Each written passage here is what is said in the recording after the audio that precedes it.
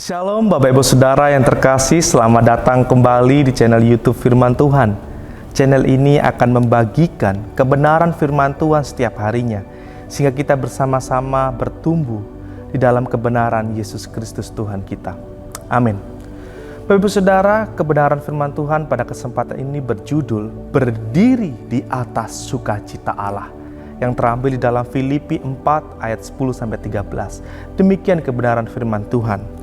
Aku sangat bersukacita dalam Tuhan bahwa akhirnya pikiranmu dan perasaanmu bertumbuh kembali untuk aku. Memang selalu ada perhatianmu, tetapi tidak ada kesempatan bagimu. Kukatakan ini bukanlah karena kekurangan, sebab aku telah belajar mencukupkan diri dalam segala keadaan. Aku tahu apa itu kekurangan dan aku tahu apa itu kelimpahan. Dalam segala hal dan dalam segala perkara tidak ada sesuatu yang merupakan rahasia bagiku. Baik dalam hal kenyang maupun dalam hal kelaparan, baik dalam hal kelimpahan maupun dalam hal kekurangan. Ayat yang ke-13, segala perkara dapat kutanggung di dalam Dia yang memberi kekuatan kepadaku. Amin. Bapak Ibu Saudara yang terkasih, wajah yang benar-benar ceria berasal dari sebuah hati yang penuh sukacita. Zaman ini tak ada kebutuhan yang lebih besar daripada kebutuhan akan sukacita. Sukacita yang bersumber bukan dari dunia ini, melainkan sukacita yang bersumber dari Allah. Bila kita melihat potret masyarakat di sekitar kita, ada banyak kesedihan hidup yang menyebabkan orang kehilangan sukacita.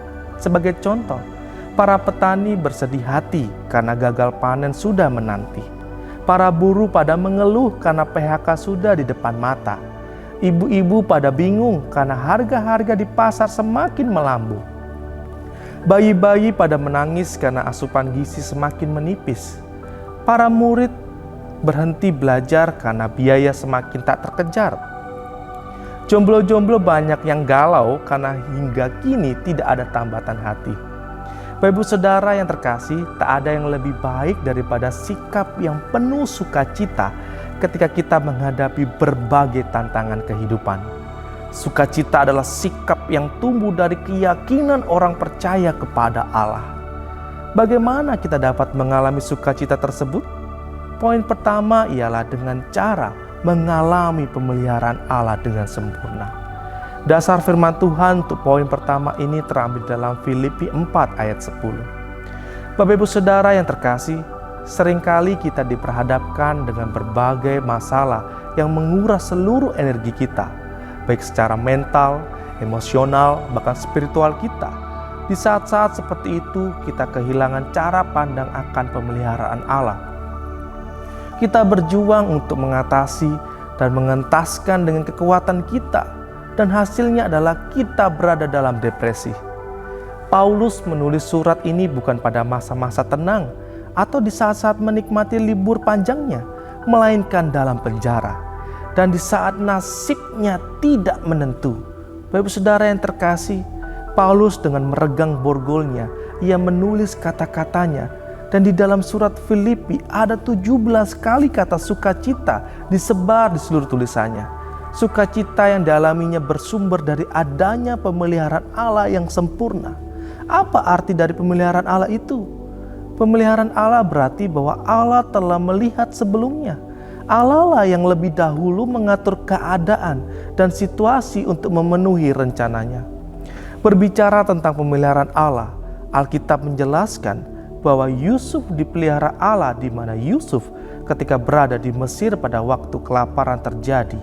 Demikian juga Elia ketika di Sungai Kerit dan di Sarfat, yang tertulis jelas dalam 1 Raja-Raja 17.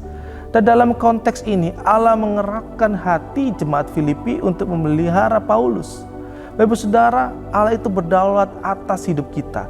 Ia menggenggam hidup kita. Itulah sebabnya mari kita menjalani hari-hari ini dengan penuh sukacita dan berhentilah dari rasa khawatir. Karena pemeliharaan Allah itu sempurna dalam kehidupan kita. Cara yang kedua untuk mengalami sukacita ialah dengan cara belajar memiliki rasa puas dalam situasi apapun. Poin kedua ini didasari kebenaran firman Tuhan dalam Filipi 4 ayat 11-12. Bapak Ibu Saudara yang terkasih, situasi yang berubah-ubah dapat mempengaruhi perasaan kita. Kita tidak ubahnya seperti mainan yoyo yang naik turun bersama situasi, perasaan, dan juga keadaan di sekitar kita. Mari kita kembali kepada teks firman Tuhan.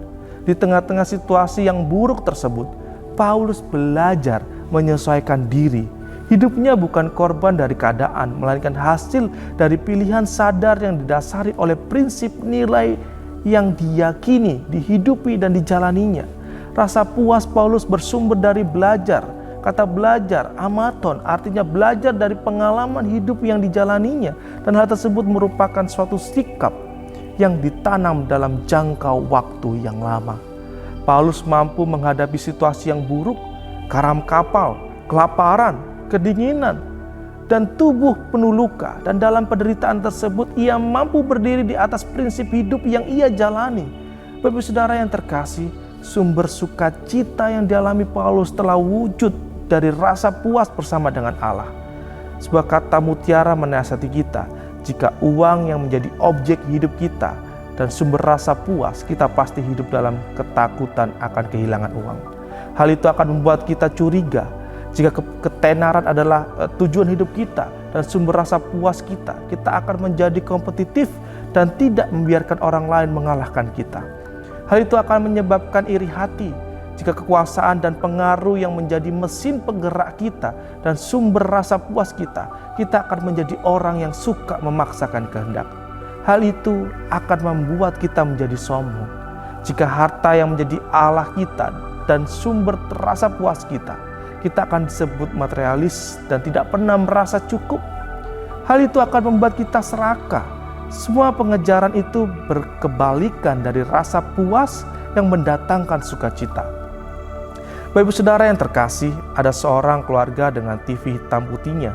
Ketika mengunjungi temannya, mereka melihat ada TV berwarna. Setelah mereka membeli TV tersebut, nampaknya tidak cocok dengan sofanya. Mereka berusaha mengganti sofa, namun sekali lagi gak cocok dengan gordennya, dan seterusnya dan seterusnya. Ketidakpuasan itu dapat memperbudak kita. Oleh karena itu kita harus taklukkan, sebab seringkali kita cenderung untuk tidak merasa puas, dan apabila hal itu tidak dikendalikan, kecenderungan kita akan meraup semuanya. Dengan belajar menikmati anugerah Allah, maka akan mendatangkan rasa puas dan membangkitkan sukacita dan rasa syukur dalam kehidupan kita. Cara kedua untuk mengalami sukacita ialah dengan cara bertumbuh dalam persekutuan dengan Kristus. Didasari kebenaran firman Tuhan dalam Filipi 4 ayat 13. Bapak Saudara yang terkasih, borgol yang membelenggu Paulus tidak pernah membelenggu hubungannya dengan Kristus. Hubungan inilah yang mengalirkan rasa sukacita yang terus-menerus, tidak peduli musim kehidupan. Bapak Ibu Saudara, di saat waktu berpisah sudah tidak lama lagi, Yesus berpesan dalam Yohanes 15 ayat 4-7 agar para murid tinggal di dalam Dia. Kata tinggal, meno, mengandung arti adanya hubungan yang terjadi terus-menerus. Kehidupan kita adalah kehidupan yang bergantung secara terus-menerus, dan Kristuslah yang memberikan kekuatan dan kuasa untuk menyanggupkan kita menghadapi situasi apapun. Tahukah Bapak Ibu bahwa di luar Kristus kita tidak ada sukacita, dan keluar dari Kristus kita juga tidak ada sukacita. Bapak Ibu Saudara yang terkasih, bila kita membangun hidup berdasarkan keyakinan akan pemeliharaan Allah, rasa puas dan persekutuan dengan Kristus secara terus-menerus, maka kita akan mengalami sukacita dari Allah. Dan dalam situasi apapun, kita dapat berdiri di atas sukacita tersebut. Percayakah Bapak Saudara akan kebenaran firman Tuhan ini dan berusaha menerapkan dalam kehidupan Bapak Saudara? Mari kita bersama-sama bertumbuh di dalam Yesus Kristus dan tetap sukacita di setiap musim kehidupan kita. Mari saya akan berdoa untuk Bapak Saudara yang terkasih dimanapun Bapak Saudara berada. Mari kita satu di dalam doa. Tuhan, pada kesempatan ini, pada banyak sekali anak-anak-Mu yang membutuhkan pertolongan-Mu ya Tuhan. Mungkin saat ini ada di antara kami yang mengalami letih lesu, tidak mengalami sukacita. Kiranya Tuhan memberikan sukacita surgawi di mana didasarkan akan pemeliharaan Allah yang sempurna dalam kehidupan saudara kami. Mungkin ada di antara kami yang terus dikejar-kejar dengan rasa khawatir, di mana hidupnya tidak bisa dinikmati. Tapi biarlah Tuhan menyentuh hati dan pikirannya, sehingga sukacita surgawi itu menaungi hidupnya saat ini ya Tuhan. Kiranya Tuhan tolong saudara kami yang mengalami tekanan demi tekanan dari berbagai pihak.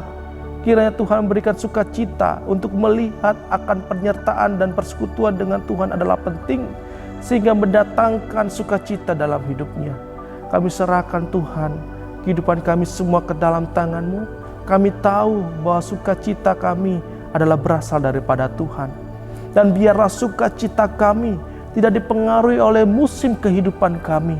Mau apapun musim kehidupan kami, biarlah kami tetap bersukacita menjalani kehidupan ini bersama dengan Tuhan. Terima kasih Yesus, terima kasih Roh Kudus. Kami akan akhiri renungan kami pada kesempatan ini. Di dalam nama Tuhan Yesus Kristus Tuhan kami. Haleluya. Amin. Sampai jumpa di kesempatan yang lain. Jika Bapak Saudara merasa diberkati oleh renungan ini, bisa like, komen, atau menyalakan tombol loncengnya untuk mendapatkan pemberitahuan video-video terbaru dari channel ini. Tuhan Yesus memberkati kita. Amin.